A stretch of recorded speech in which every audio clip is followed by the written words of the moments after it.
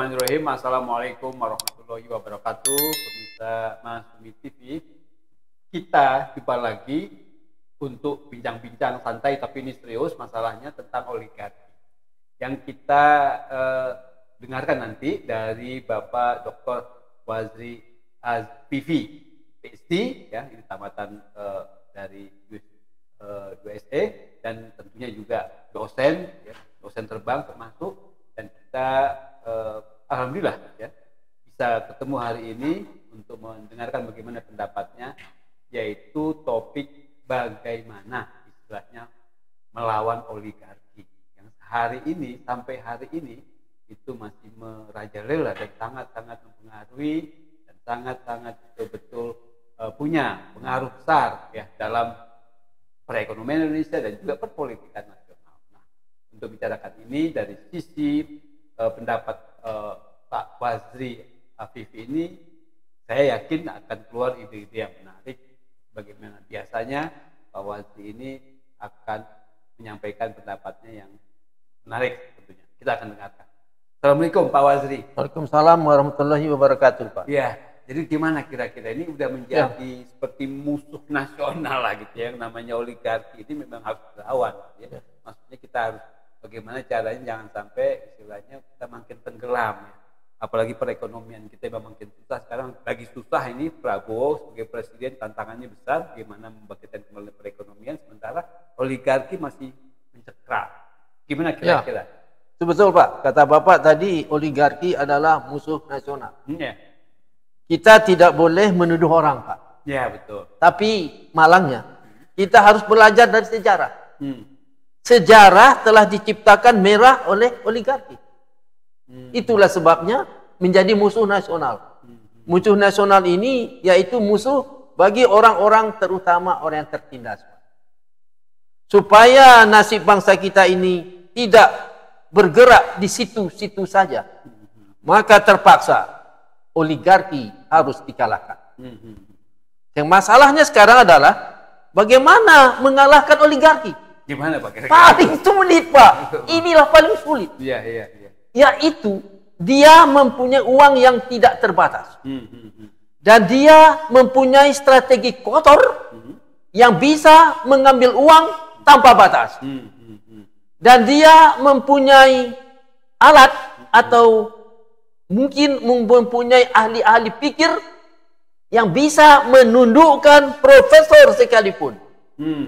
Ini masalah, Pak. Sangat berat melawannya. Bukan hanya profesor nih, mungkin yang lain juga. Semua ulama, profesor, kita tidak usahlah orang susah. Kalau orang susah mudah tundukkan. Ya, kalau orang politik apalagi ya? Orang politik mudah menundukkannya, Pak. Oh, gitu. Yang paling susah ditundukkan kan profesor dan para aktivis.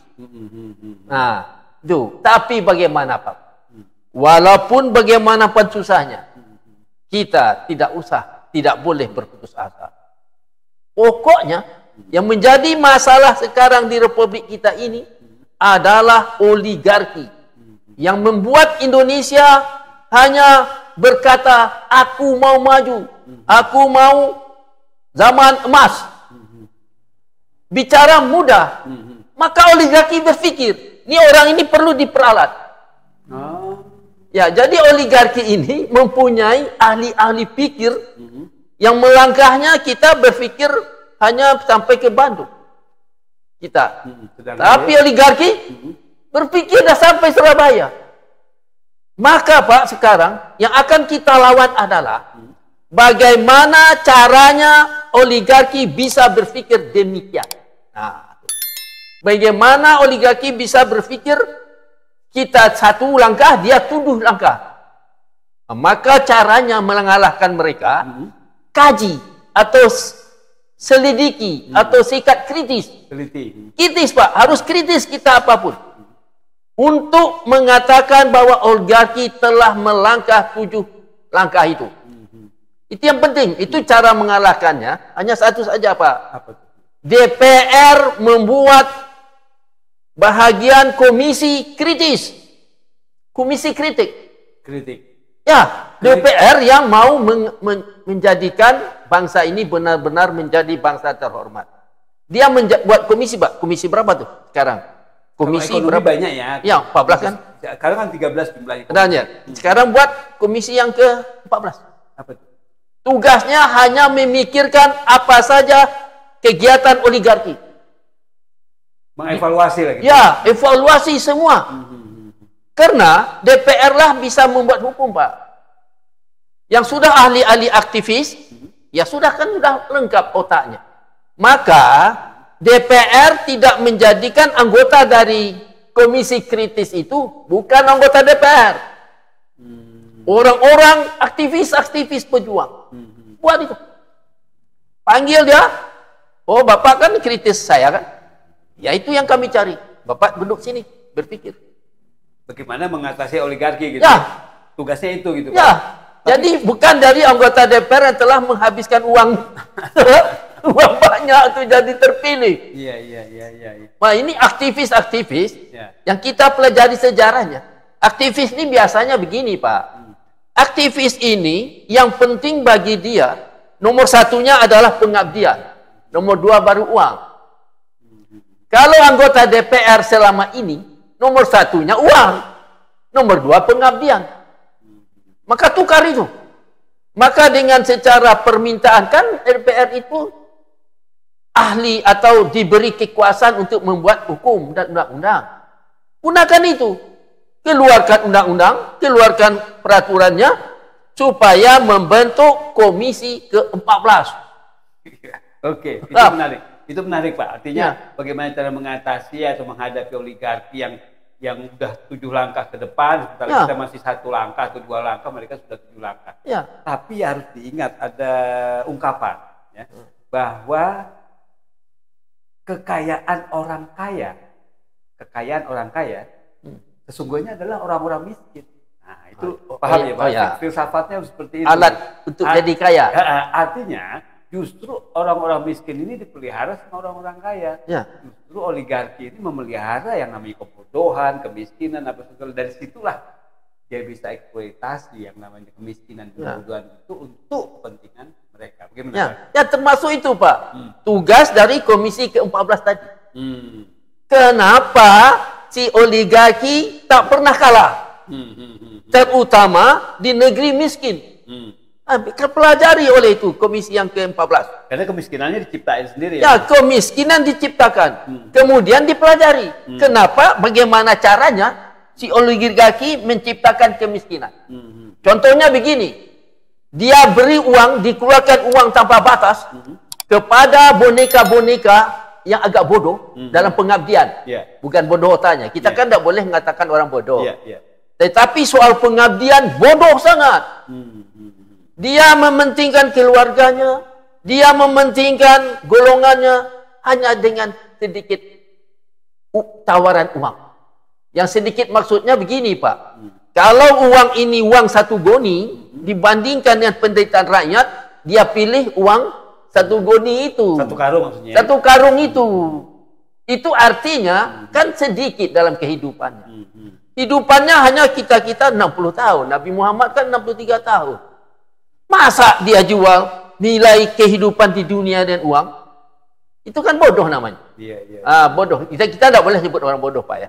Karena orang ini dari segi pengabdian bodohnya kan. Ya, di pengabdian.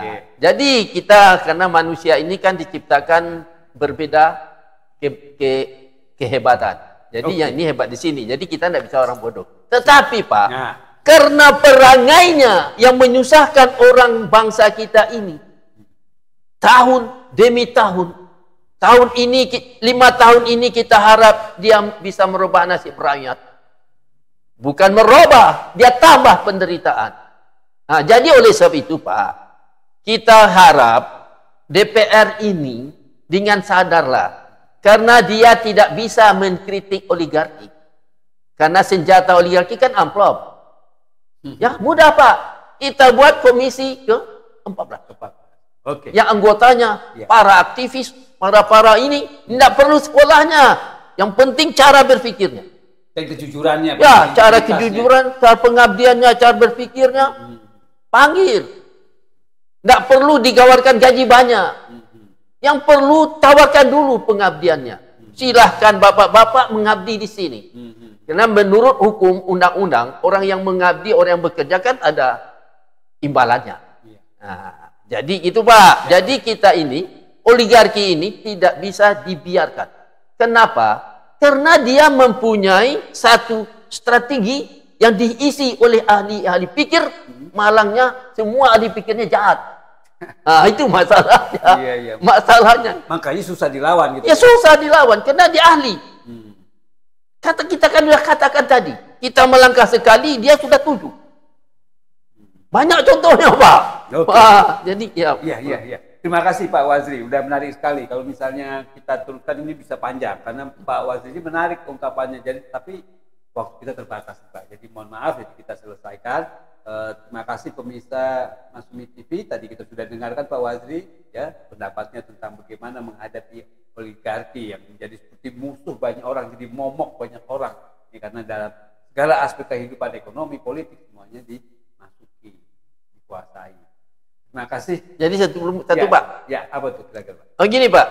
Jadi dengan kependeritaan kita yang tadi oligarki mempunyai senjata orang miskin, supaya DPR mendengar kita ini Pak.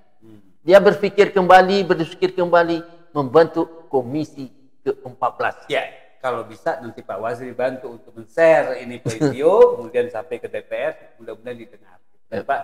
Oke, terima kasih Pak Wazri, terima kasih pemirsa sekalian. Billahi taufiq wal hidayah. Wassalamualaikum warahmatullahi wabarakatuh.